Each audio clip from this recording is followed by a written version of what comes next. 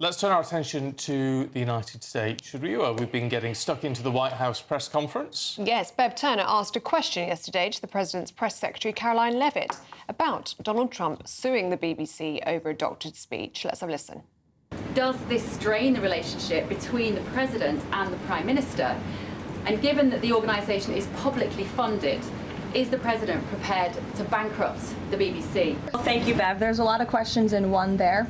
I will say I know the President has a very good relationship with Prime Minister Starmer. You have been there, you've seen them in their interactions, you've questioned both leaders in your time joining us when we've gone to the United Kingdom a few different times now. However, he has always been very frank when he disagrees with leaders, even whom he has a good relationship with. And the BBC, being a fair news organization, is definitely an outlet. I think these two leaders would disagree. The President has made it very clear that this is a leftist propaganda machine that is unfortunately subsidized by British taxpayers, and he thinks that's extremely unfortunate for the great people of the United Kingdom and Great Britain.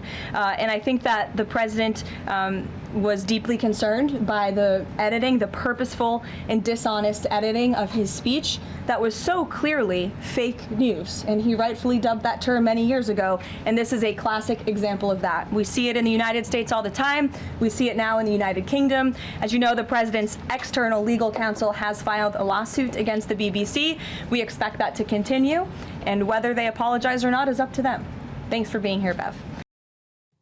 Right, Donald Trump has given the BBC until tomorrow night to respond to his legal claim, where he is threatening to sue the broadcaster for $1 billion unless they sort of put up an apology and offer some sort of settlement.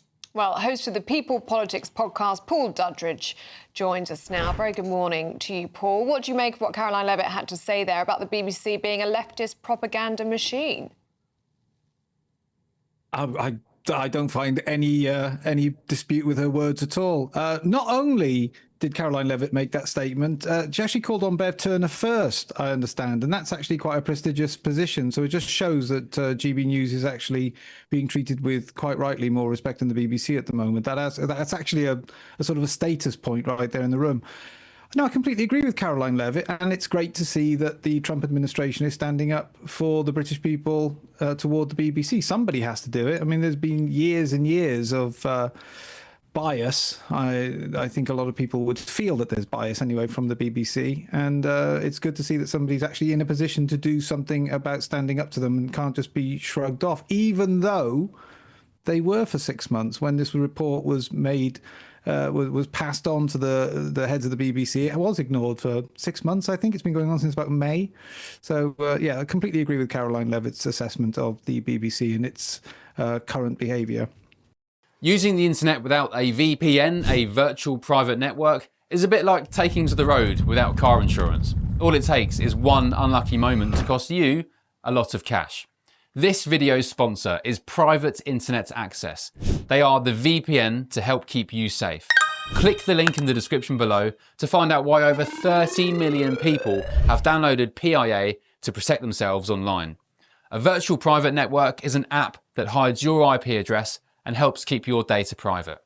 When you're browsing the internet at home, you give up a large amount of data to businesses, to shops, and indeed to social media giants too. Hackers have the ability to steal your personal data with ease, including sensitive information such as passwords, keystrokes, and even your personal photos. Private Internet Access helps protect your personal data by encrypting your internet connection to keep your data out of the hands of cyber criminals. And it's not just hackers either to be concerned about.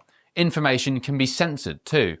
When Canada passed their C-18 bill, social media giants decided to ban news content on their platforms. But PIA can protect your ability to consume the news and content you love. Private Internet Access is available for Windows users, Mac OS, Android, Linux, iOS, and you can use one PIA subscription to protect an unlimited amount of devices. And we've got a huge GB News discount for you too. Click the link in this video's description and you'll get a massive 83% off PIA.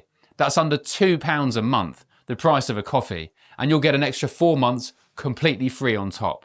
Also, there's a 30-day money-back guarantee too. Visit piavpn.com/GBnews to start protecting yourself digitally today. All right, well, we'll have to see how the BBC responds by that deadline tomorrow night. In the meantime, and it's being reported, I mean, no doubt right across the United States, but here in the UK as well, about the release now of this sort of whole tranche of Epstein files. All these emails which have now come out, either emails between Trump and the Epstein team or emails about Trump from Epstein to other people.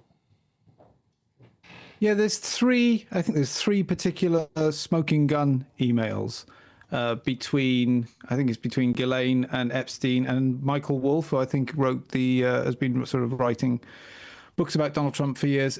Look, there's still enough ambiguity in those emails. I wish the Trump administration, look, I'm an out-and-out MAGA Trump supporter, so, but I don't think this has been handled well by the Trump administration.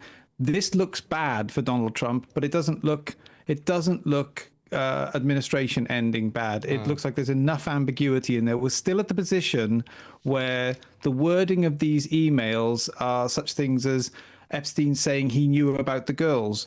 And it's like, well, he knew about the girls and actually banned Epstein from Mar-a-Lago in 2007. So that's a reasonable interpretation of the accusations in that exchange. And so there's still nothing. I mean, I think he's offering to show photographs of Trump with bikini-clad girls, and it's like still none of them seem to actually pass the line of criminality. And I think the most important telling thing is that those emails were redacted initially. Virginia Giuffre's name was redacted, and again, if one wanted to cast aspersions on Donald Trump, you would redact that name. It's the White House that said the redacted name is Virginia Giuffre. So, Trump actually finally acting on the front foot to, offer information to the American voter and the American public. And I wish they'd done that sooner. I just wish that the Trump administration had been much more forthcoming, much more quickly, because Trump, as you say, 23,000 emails. I think there's 3 that are fairly ambiguous and not career-ending.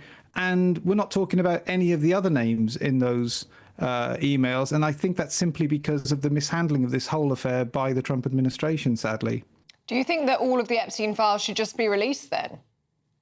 I do. I do. And that's what MAGA, if there is a split in MAGA, it is that, look, there's great loyalty towards Donald Trump. We wouldn't have any of the advances we've had. But they campaigned on releasing the Epstein files. This is what they actually campaigned on.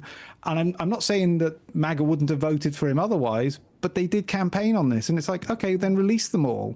And there's an inoculation almost going on that amongst the MAGA followers that, look, if there was something really incriminating in those files about Trump, then the Biden administration would have used them, as opposed to the kind of flimsy cases that were brought against Donald Trump. And so there's a kind of there's a sort of odd paralysis going on, where it's like, we don't think there's anything particularly terrible. This is supposed to be, again, these terrible emails, but there's enough ambiguity in them. But it seems to have been ham-fistedly covered up. And it's a bit like Watergate. The cover-up is worse than the actual crime. If Trump had come clean with these months ago, then I think that the whole thing would be in the rear-view mirror by now. So yeah, I think it's been really. I think it's a case of mishandling, and I think this probably stems from Bondi's comments. Pam Bondi, Attorney General, in February, saying the file's on my desk, and it's like, oh, there was no file. Don't say that. And that's the beginning of the Keystone cops dealing with this particular issue. Yeah. All right, Paul. Thanks very much indeed. Good to see you.